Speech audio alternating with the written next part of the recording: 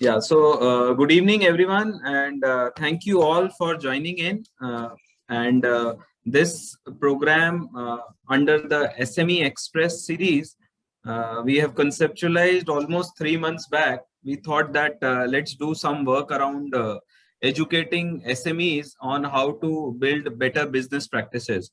So, me, Samir, Rashesh, all three thought that. There is a lot of areas in business practices which we all need to understand better so that we can do our business better. So in that series, today we have this interesting topic, and I as a business owner always struggle that where is the cash in my business. We all work so hard, but bottom line is we don't see money in our business. Samir has done a lot of work around that. So we thought let Samir take this topic. So just to give you a quick background of Samir, Samir is a chartered accountant, a leader and a mentor. He has been member of Institute of Chartered Accountants of India since 1998. And after completing his degree, he has done his consultancy studies with JBIMS Mumbai also. So Samir is widely revered and recognized for his core insight in addressing the pain areas like business pain area like profit maximization, managing cash flows, manage business plan consulting, business plan creation, cost reduction, automating accounting processes, accounting systems, MIS creation, and I have personally benefited a lot by Samir's insight. So we today you have all been privileged to have Samir with us. So thank you, Samir, and over to you. Thank you. Thank you, Tarun, for the wonderful introduction, and thank you everybody for joining in on time. So when we thought of this topic of cash in my business, where is cash in my business? We came up with this topic because that was an often asked question by me. And when I talk about this topic, I recollect my early days when I had just cleared my chartered accountancy in 1998, and in the initial few years, I had met a friend's dad, and I would always look upon to him because he was running a very large business. And when we had just done our CA and were struggling to understand practice, clients, and all those, I used to look upon to him. And one day he invited me to his office and told me that you are a chartered accountant. I say yes. He's telling, I want you to help me with one thing. I said yes. I thought he would ask me a taxation question, but he told me that he knows that he's been earning around 50 lakh rupees per annum, but he does not know where his money has gone, and he has been earning this kind of money for the past few years. That's what his accountant tell him, but he does not know. He never finds money in his bank account. So he's telling, I don't know where the problem is. I'll give you a few days if you want, and I'll ask me questions, I'll give you answers. Can you go back and look into it and give me an advice? So we had studied this in our chartered accountancy. So it was the first practical experience for me that time in late 90s, and I took it like a project, more so to prove to the uncle that I knew my subject well rather than anything else. And after my studies, I told him, you have already purchased one property, moved money out of business, you have repaid your loan, your inventories are not getting collected. And I gave them a synopsis of all the numbers, and he was so happy, and he told me that this is something I have been wanting for a long time and nobody could answer me. And it's so you could do it in few days, and I have not been getting answers for months or years now. And he was so happy that he gave me a 11,000 rupee check, and I had not done this like a professional assignment, but that 11,000 rupees was something that gave me a lot of happiness. And so this topic from that day onwards is very close to me, because I know that this is a real pain for a lot of business owners who have been working hard on their business, and at the end of it are not able to find enough money in their bank account. I think one of the reasons for that is also a wrong goalpost that business owners set for themselves. While they are optimistic, and they should be optimistic, that's why they're entrepreneurs and business owners, they're always running after top line. And with some kind of a maturity, that they understand that top line and sales is good, but what really matters is profits. And when they understand that after a few years, they again come back and understand the bigger secret of business, that more than profit, it's the money in your bank account which is most important. So a transition for an entrepreneur from revenue to bottom line to cash flows is a transition that takes sometimes a longer time than needed, and that's where a lot of confusion happens, where you're working hard, seeing more people getting employed, bigger office, bigger factories, but still no money in the bank account. So what I'll do is I'll take you through a presentation, a small crisp as a format. What we have thought is that I'll take you to a 35-40 minutes presentation on the subject, at the end of which you should be equipped to manage cash flows better for your business. Um, you will also be equipped to understand cash flow statement well. The idea is that once you go back into your business and ask for a cash flow statement, you'll be able to read it well and understand what's happening there. And third is we would then keep a open question answer session, so that any live questions that you have, we can answer, address them while you are here. So with this, let me just start with my presentation.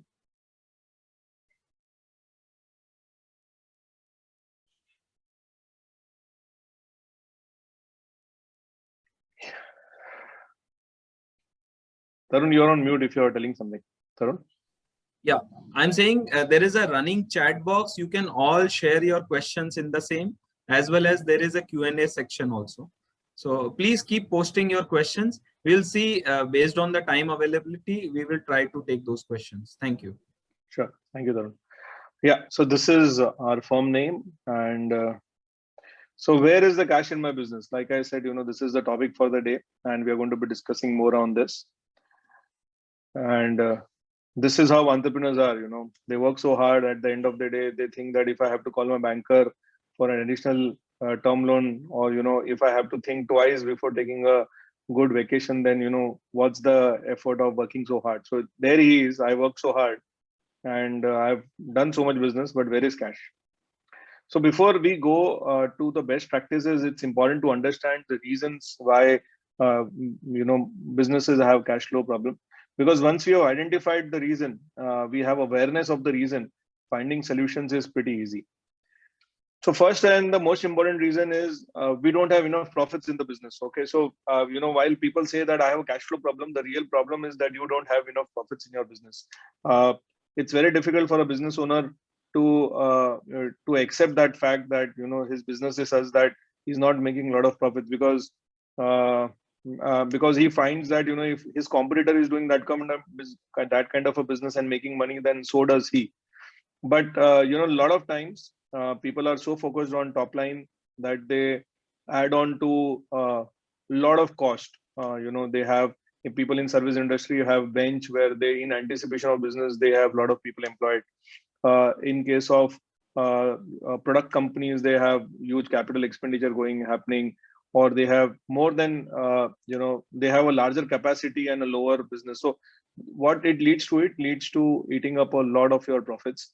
And there are second category of people who are actually they have borrowed from banks, so they have a cash credit facility, and it is imperative for them to show to the banker that they are doing enough profit. And so to show to their banker that they have turnover, they keep doing more business, and just by doing that more business, they're actually ending into more problem, because there is not much of profit that gets generated with the additional business that they're trying to do at lower margins.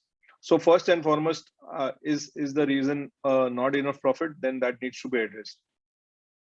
Second is high capital expenditure. Now, I'll take the second and the third point together, which is use of short-term funds and long-term use. So high capital expenditure is where, like I started, we are an optimistic lot of people, entrepreneurs, business owners, who are always looking for the positive side, who are always wanting to grow. Got hit a little bit in the COVID crisis, but still very positive, want to grow. And, while there was crisis around, they were trying to look for deals. I know some clients of mine who were telling that, China is badly hit. I'll import a few machinery, which I may need, he's not even sure when he will need, but he's telling that something that was available for 100 rupees is now available for 60, 65 rupees. So he wants to buy it.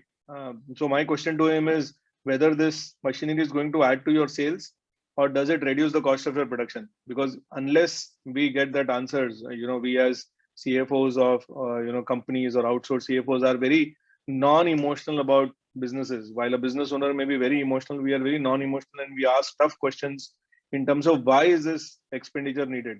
Lot of time business owners do it because they want to just do it big. They want to be the bigger person in the industry, and that's why they want to have these high capital expenditures. Not completely going on the ground and understanding what is the return on your equity, whether it is required right now or whether it may be required after a few months or a few years. Whether it has a strategic value. Okay, you are telling that with this you are going to kill your competition, get more market share. Then I'm okay about it. So we need to have a rationale in terms of what that capital expenditure does. You can't be opening a 100-seater office for your business while you have only 40 people just thinking that I'm going to be growing tomorrow. So you have to be a little rational on your capital expenditure. And second is on using of short-term funds for long-term use. So this is a problem which very unknowingly is committed by a lot of businesses. Every business has a CC facility, which is a cash credit facility, which the banks have offered them as a working capital limit. And when you see limit in the bank account, they feel that this is money available from the bank, and I can do whatever I require. It's required to be done. Technically, the money is only for working capital, and you can only buy raw materials or pay salaries, but this is not for expansion. But since you have a 10 crore limit and 3 or 4 crore is not getting utilized, you cut a check and start doing expansions. And what happens is, while you're doing the expansion, nobody asks. Even the banker does not ask because you are well within the limit. But at the end of the month, end of the quarter, whenever you go down, you have to give a drawing power statement to your bank. Drawing power is your working capital power by which you are able to draw your limits. And this drawing power is created by a combination of 3 numbers: your debtors or accounts receivable, your inventory, less the payable or the accounts payable or your sundry creditors, and some percentage of margin on that. Now, when you cut that check and you did your expansion, it did not add to your inventory, it did not add to your debtors, it only added to your factory shed or office. And now that does not add to your drawing power. Now you are confused in terms of what needs to be done because you added something to asset, but now there is something wrong because your drawing power now reduces considerably. Now some smart finance guy would come and tell you that it's okay, you just increase your inventory a little bit. That's how the whole world operates. Now this is the first and the biggest mistake that you have done of not following financial discipline and giving a wrong report to the banker. While the banker does not understand at that time, he definitely understand that there is something wrong.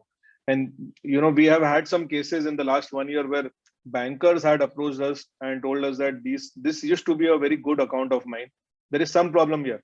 While technically everything is right, but I know everything is not right. Can you please go there and provide your CFO services and see what's happening? Because I don't want a good account to be in problem only because they have not followed financial discipline or not understood the basics of finance. So they use their short-term funds and build a long-term asset, which created a mismatch.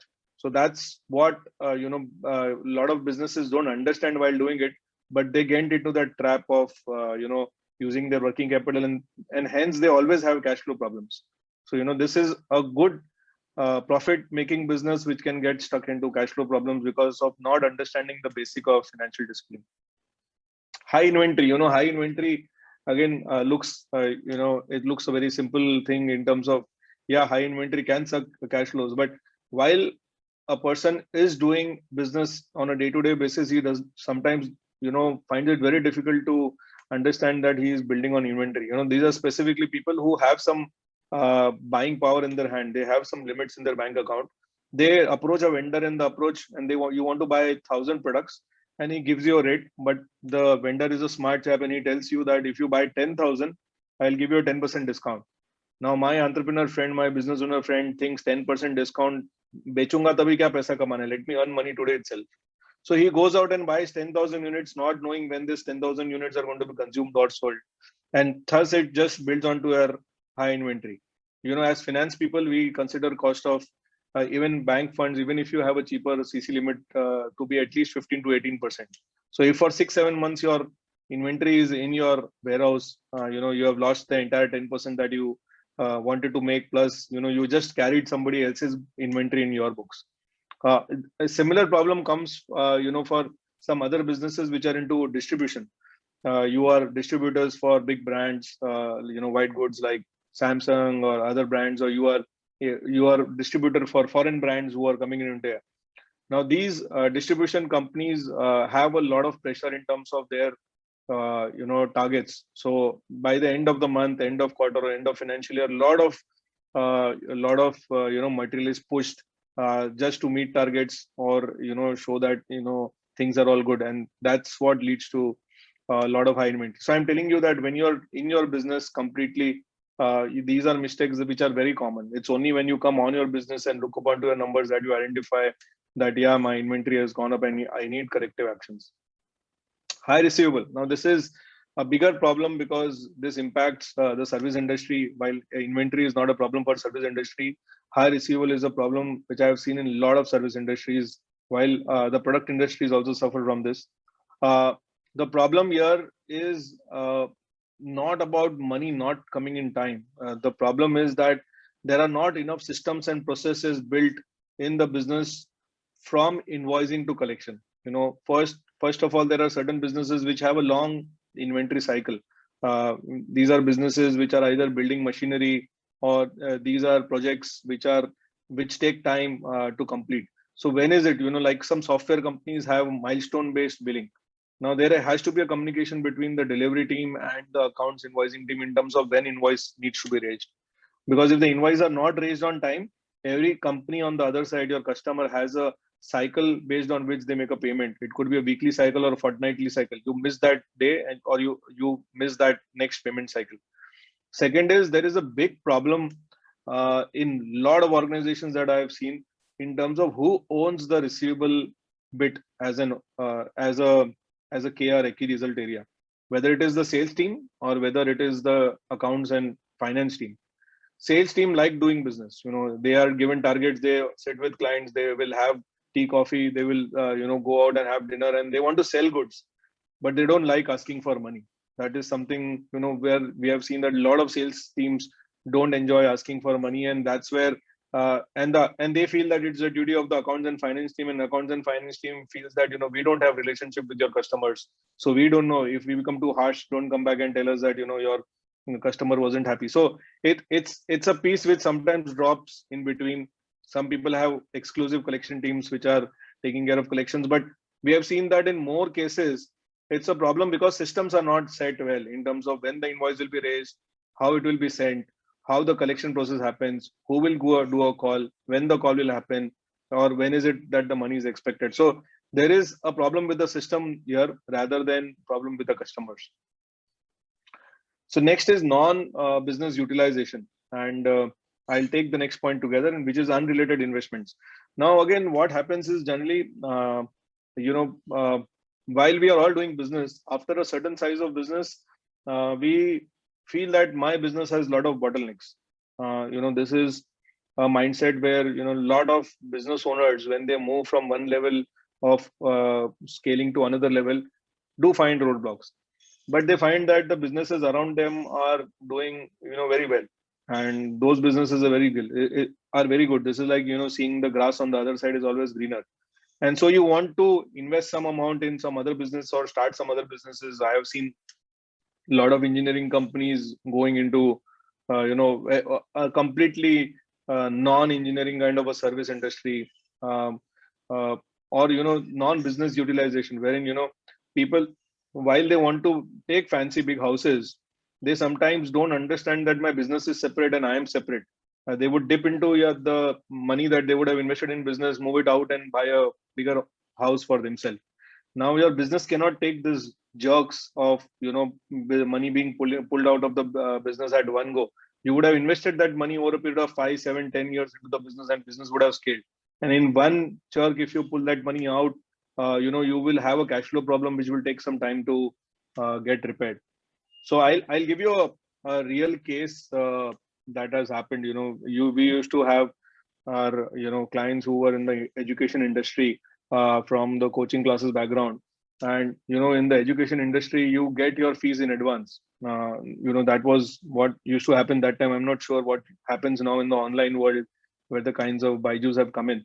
So in the 9th standard, to book your admission for the 10th standard, you would pay your fees in the 9th only. So, you have 1.5 years of advance fees that was received. So, this client of ours, while they were doing profitable business, they would always have more money in the bank account than their profits, because, this was money that belonged to next year's service, and they would always see more money in their bank account. And they thought that this was all profit. They would not understand that this money belongs to the cost of service for the next year, and only profit is something that they can be used. This was also seen a lot in earlier construction projects, where you would take a large sum of money at sales, and you would have more money than the cost required for construction, and then you would just do unrelated investments there. So with this coaching classes client of ours, they had a lot of money floating around, and they were always thinking that I need to take better opportunities of this money. And around 7-8 years back, they went into construction as a business. Again, I'm telling you, people get into any completely unrelated business, and that was a time when everybody thought that the only business that would make money was being in the construction business and building buildings or doing redevelopment projects. Now the cycle changed for education. They had a lot of competition coming in, and construction projects are something which is never in your control. You have your eras, you have your government circulars coming in, you have your CRZ, and their money got stuck there, and business suffered here. So a good profitable business got hit badly, because cash flows were moved into a completely unrelated investments, and that business wasn't doing well. So these are reasons, basically, where you see that cash flows of businesses are hit. Now, if you can identify through some of the reasons, then it's very good, because once, as I said earlier, if you have awareness, finding solution is very easy. Now, as I told you, that I want that when we move out of this webinar, you should have some best practices which you can go and implement in your business. You have found the reasons why there are problems. Now let's find out ways by which we can have best practices which have been carried out by the large corporates. You should always look upon large corporates who have scaled over years. There are certain best practices that they have followed, which SMEs either aren't aware or aren't able to follow. And let's just copy paste those best practices and use here. So some of those best practices we will discuss here. First and foremost is understand your cash flows. This is a very important part, because I deal with a lot of technology entrepreneurs, techpreneurs, or technocrats, as they tell them. They are people, either engineers who are into engineering industries, or engineers who have built IT. Now they say that I can understand everything. I can understand tech, I can understand product, I can understand customer requirement, but I can't understand accounts and finance, and I don't want to. So I tell them that when you are into business, you don't have an option of not understanding. You don't need to be an accountant to sit down and account, but you need to know what reports you need to see, and you also need to know what questions need to be asked. These are 2-3 non-negotiables if you want to rise as an entrepreneur or build a large business, because you don't have an option, because ultimately business is all about numbers. That is what at least I feel. This number could be your profit number, or this number could be a valuation number of your business. There are 2 ways to make money. One is from profits, and other is from valuation of business. For both the cases, you need to understand your numbers better, so that, because when you understand numbers better, you make better informed decisions. So it's important that you understand cash flows. Going next, I will also show you how a cash flow statement looks like and how you can understand it better. So you need to understand. So once you understood it, you don't need a very expensive advisor to tell you what needs to be done. But it's important that you understand how cash flows in your businesses are working. There are certain businesses, the more you scale, the more bigger cash flow problems they get into. I was speaking to a client of mine who have a 7 to 8 month billing cycle. You need to complete a project in 3 months, which gets certified and approved by the end of 5th month that your billing is correct, and then you have a 3-month cycle to be paid. So you have 7 to 8 months of billing cycle.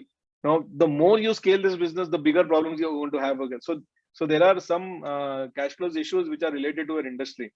So if you know it is related to your industry, you need to find a way out in terms of how to find a solution there. You may have to approach bank, or you may just like to do a combination of some other business which is not very profitable but brings in a lot of cash flow. So yeah, strategies can be thought about it.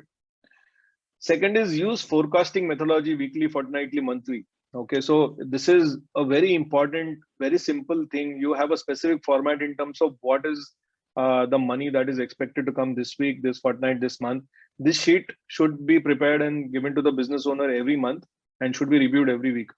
Uh, this should cover everything, right? From what is receivable. Your if you're dealing with small and medium customers, your dates may vary. You know, somebody who tells you that I will pay you at end of 45 days may not pay you at end of 45 days and then end up paying day 60. While with a corporate, if it is 45, you don't have to remind most of the large corporates. So on day 45, money will hit your bank account. So depending on your customer base and your experience, do a methodology to forecast. So you know this client takes a 45-day credit, but he pays only on day 60.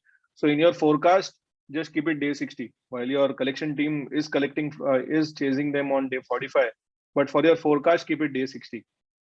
And also plot your outgoings there. Now this your the outgoings are going to be your salary cost, the EMIs that you pay, the vendor payments that you need to do, or or the rentals that you need to do, because your payables are generally on the same date, right? So you unless you also keep changing the payable date because your customers are changing the day on which they pay. Most of the companies that we have been dealing are pretty robust in terms of telling that we pay our vendors on time, and so they manage their cash flows in a manner that they don't have to tell their vendors, or their vendors don't have to chase them about their money. So if we are in that category, or even if we are not in that category, it's important that we have a sheet which plots our receivables and payables well, so that we know on which week are we staring at a negative cash flow or a problem, and is there anything required to be done there. Because I have seen large businesses, large, it's not very large, 40-50 crores, which is large, not very small as well, and the owner and the finance guy is spending 2 hours in the morning only to manage his banker and asking his customer, आज आप RTGS कर रहे हो क्या, और banker को, sir मेरा check set हो रहा है, अगर लगेगा तो 1-1.5 करोड़ रुपए का मेरे को टीओडी दे देना, आजकल मेरे पास ये चेक्स है. So 2 hours of productive time of the finance team or accounts team or the owner spent with bankers is a complete waste of time. So unless you have a hold on your cash flows and a correct methodology by which you are able to forecast things, you will keep spending this time on doing stuff which is not important. Important in terms of not adding value to your business. It is important. I know if your check gets bound, your vendor will not pay, give you material next time. So it's important, but it's not adding value to your business. Have dashboards. So I believe in dashboards. I am a firm believer that anything that I can see as a snapshot is something I can recollect. I cannot look at 25 pages of my report and try to extract the information out of it. So if I can have a 1-page report, I'll be more happy. So have an important cash parameter dashboard which has 3 important numbers, which is DIO, which is the days of inventory outstanding, DSO, which is the days of sales outstanding, and DPO, which is the days of payable outstanding. So DIO is how many days of inventory are you carrying? Okay, so that's a simple, like if you do 12 crore sale in a year, you need 1 crore of inventory. 1 crore of inventory is 1 month's inventory. So if you're holding 1 month, 1 crore inventory, you have 30 days of inventory. Similarly, on the sales side, if you have 12 crores of sales and you have 2 crores outstanding with your debtors, it means you have a 60-day inventory DSO. And similarly for DPO. When you look at these 3 numbers, so when we do business, we have a standard in our mind. मैं 30 दिन का ही credit दूंगा, मैं 45 दिन का credit लूंगा और 30 days का credit लूंगा, and I will hold an inventory of 1 month. This is the basic starting point or the basic business model that everybody has in their mind, that this is how we need to do our business. If we don't have it, then we should make a firm number statement that this is what is my parameter for doing business. And then every month or every fortnight, whenever you are watching those numbers, see how much you have drifted away from your standard. You always thought that you don't want to give credit about 30 days, and now you have your outstanding for 52 days. There is something which is not working well. Are you going for those customers who are not paying well, or do you think your standard of 30 was not a reasonable expectation, and the world has changed? So you need to take a call, but you need to know what is standard and where you are, and then what is the action that we need to think about it. Have the best accounts receivable practice. As I told you earlier, this is an area of a concern for a lot of companies. Wrong invoices are being sent to customers, and there are people who are still in the olden times where they are still sending couriers, no emailing of invoices. The customer says that I have not received your courier. Customer receives the courier, but the accounts team does not receive the courier. So there are so many things that keep happening, that the invoice, the first step, whether the invoice got accepted and entered into the customer system, is the biggest task. So have best practices where you have defined how to send invoices, automate the invoicing process, make it email. You send it on email, get a confirmation on email. Yes, we have received invoices. Put that system across. In fact, we partnered with a technology company and we created a wonderful platform for accounts receivable only, which actually syncs with the Tally software and other accounting software, and extracts the data of receivables and presents a beautiful dashboard for the business owner, which shows him what is his sales till date, what is the outstanding till date, and what it also does it. Um, you have to allocate people who are going to do the collection, right? So these are called marketing people or the collection team. And every day morning, they will get a mail on their email about 5 to 6 names whom they have to call and put the responses. Now, these responses are again tabulated into only 6 or 7 options. They can't just write anything that they want to write. It can be, the client is paying on so and so date, or the client has not received invoice or has a dispute with the amount. So then you have to go back and see the purchase order, or the client is not reachable, not answering. Then it's a big trigger and it needs to be escalated if these things keep coming often. Or the client says that service quality was not right or something.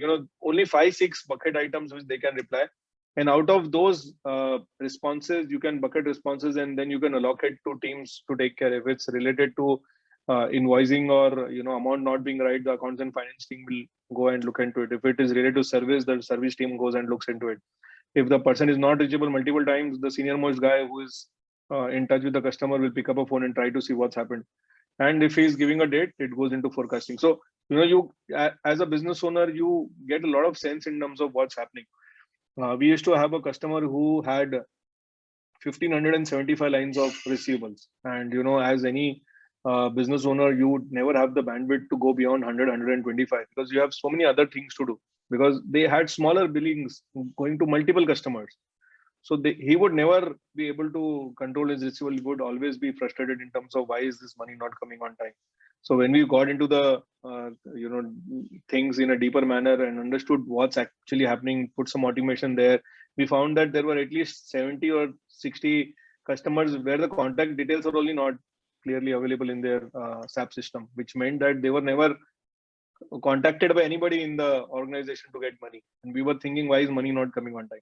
So these things, while they look basic, but we fail to understand that sometimes basic things are also missing in organizations. So if you set up right technology, right systems, you'll have the best account receivable practice. You put the practice right, and you will get solutions.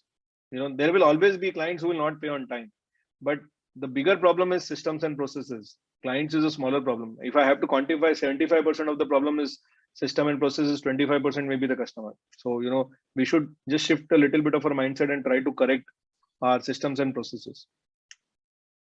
Next is identify SKU, which is a stock keeping unit. Every inventory wise aging, which is something which a lot of people in product industry don't know. In terms of, they know that apna go down hai, there are a lot of things there, 100 120 items of inventory, but what is that inventory wise aging that they are holding? Whether this they have held for 4 months, 3 months, 6 months, 7 months, that is some information that they don't get.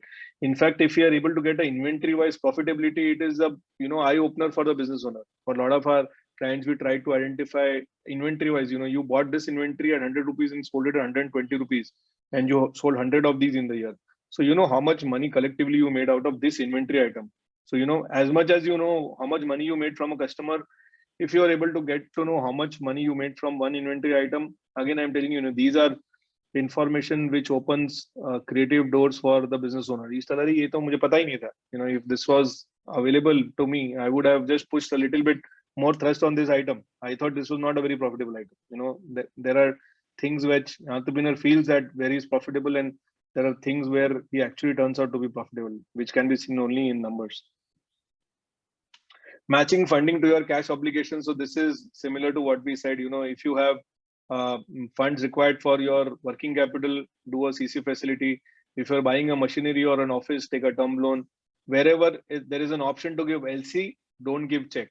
LC is non-funded, you don't pay interest. Wherever there is an option to give bank guarantee, don't give money.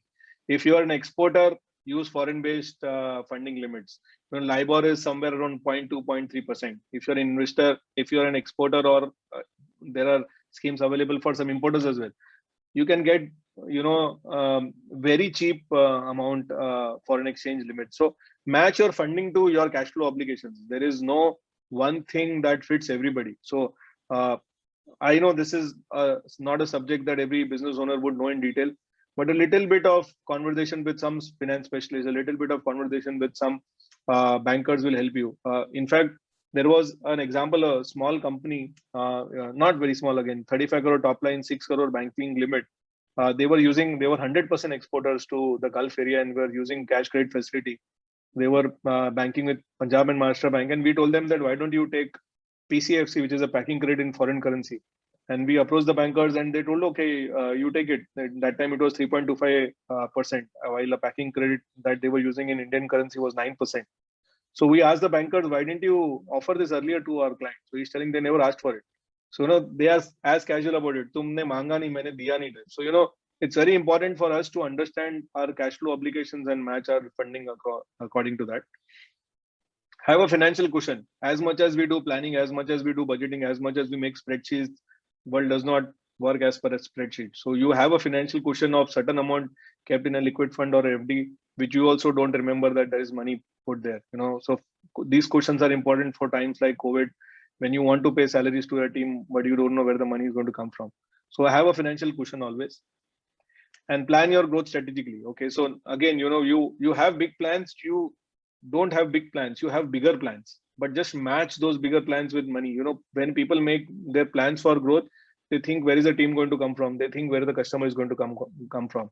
But a lot of times there is not a lot of detailing in terms of where is the working capital going to come from? Where is the money? Whether this is the kind of money which a bank would be ready to fund, or whether I would need an investor in my business. Because if you want to spend a lot of money in marketing, and no banker is going to be comfortable about. Again, an example, just I keep getting back, memories of old clients or old experiences.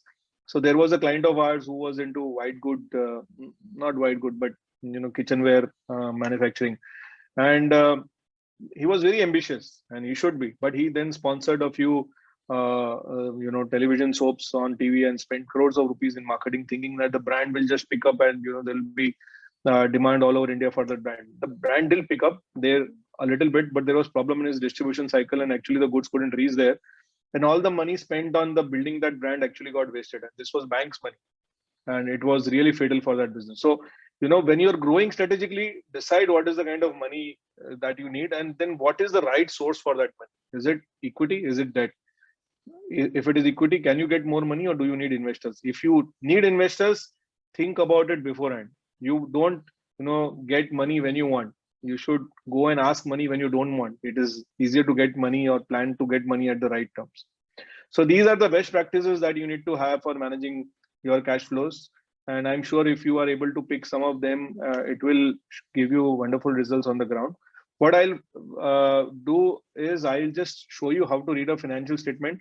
And if after that, if time permits, for 5 minutes, I will take you through a live case in terms of a live number, in terms of how a profitable business looks bad when the cash flows are not being met well.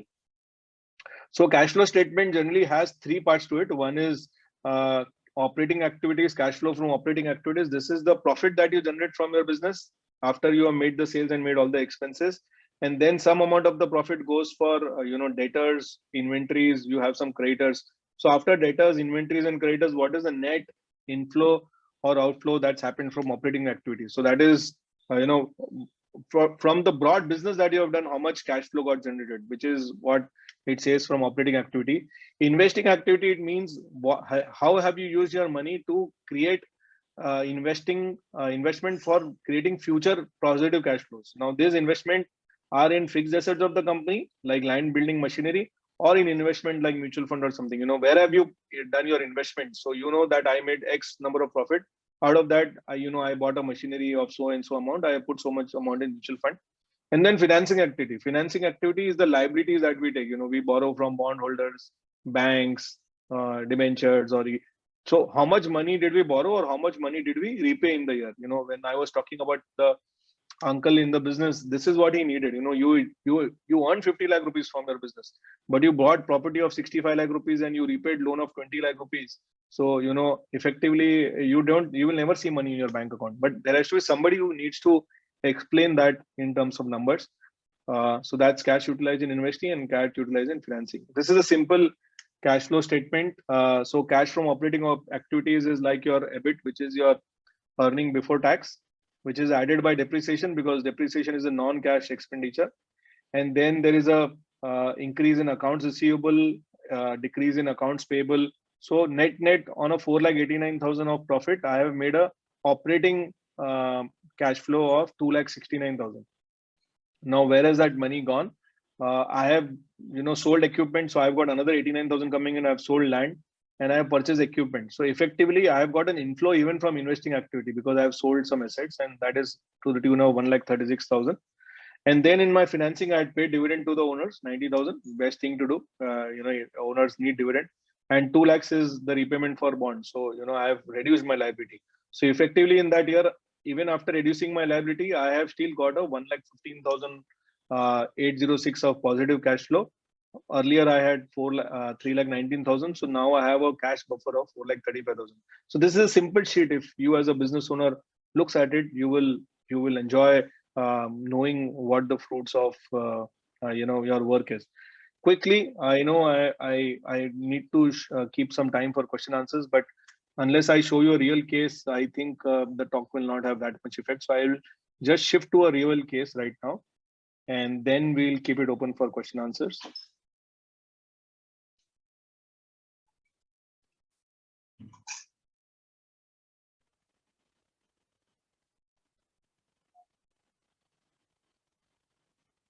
Yeah, so this is a real case of a company. This company is doing a turnover of 29 crores. Earlier year it was 28 crores. Their cost of material is not much, which is 6.5 crores. So they have a huge gap between the cost of material versus sale. They seem to be a labor intensive company, and there are more people in the company, so their cost of employees is 11.5 crores. Other expenses are 6.5. So net, we see that this company has made a profit of 2 crore 74 lakh rupees on a sale of 29 crore 28 lakh rupees, which is a decent number to have, which is not bad, which is not good. You make efforts, you at the end of the year you make 2 crore 74 lakh rupees.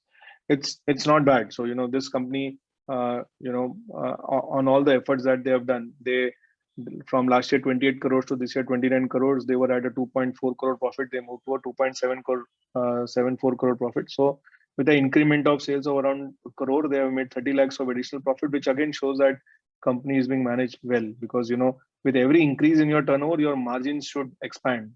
Only then you can make benefit of the scale of expansion, economies of scale.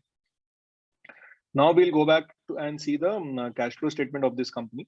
So this is the cash flow statement. I hope the font size is visible. I'm sorry, I did not ask that. Tarun, Rashesh, is the font size visible? You need to make it a little larger. Make it a little larger if you don't mind. Okay. Is this better now? Yeah, this is much better. Okay, sorry. So coming from that same conclusion of 2 crore 74 lakhs as profit, our cash flow activity, cash flow statement starts with 2 crore 74 lakhs.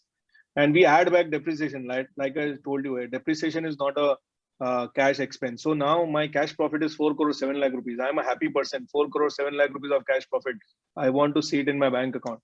And I'm looking forward to going down and seeing where that money is gone, whether I have made FDs of that 4 crore 7 lakh rupees or I have paid dividend. So I go next. So I find that I have, I have paid my, I couldn't pay my creditors in time much. So I increased 1 crore rupees of their, outstanding. So last time it was X. This time it is 1 crore 98 lakhs plus X. So as a cash flow, I'm happy because that increases my cash flow. Then I have some other liabilities of 42 lakhs, which got increased. And see the third line there, I increased my accounts receivable by 4.4 crores. Now this is an increase in accounts receivable. My sales went up by just a crore, but my accounts receivable went up by 4.4 crore. It means that my accounts receivable process is not working. There is some problem there, whether it is a problem with invoicing, or whether there are legal disputes, or whether whatever, there is a problem there. Then my inventory has gone up by 1 crore. For increase in sale by 1 crore, my inventory has gone up by 1 crore. It shows that out of 4 crore 7 lakhs of my profit, 3 crore 21 lakhs got sucked into all these things, receivables and inventory.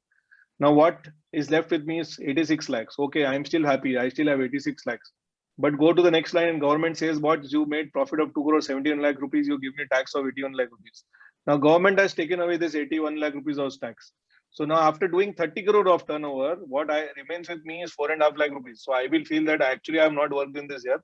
Let me get this 4.5 lakh rupees. But the problem does not stop here. This person has done expansion and bought assets of 1 crore 21 lakh rupees. And he's also made investment in another business of 17.5 lakh rupees. So effectively, out of my 4 lakh of profit, I have made investments of more than 1 crore 43 lakh rupees.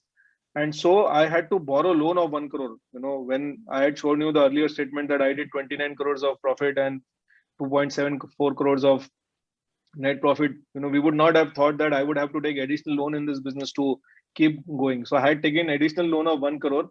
And even after that, my CC limit went up by 37 lakhs. So my CC limit was already 5.62 crores. These problems don't arise in a year. So these would have been a problem with the industry or legacy problem. Now my limit has gone to 6 crore. So, in spite of me being very profitable, in spite of me managing my business, looking at profits, I end up my year with just additional debts. So this is the importance of cash flow statement. If you look at it, you get a lot of information. That's what I just wanted to bring about. And I think we still have 15 minutes for question and answers. And thank you, everybody.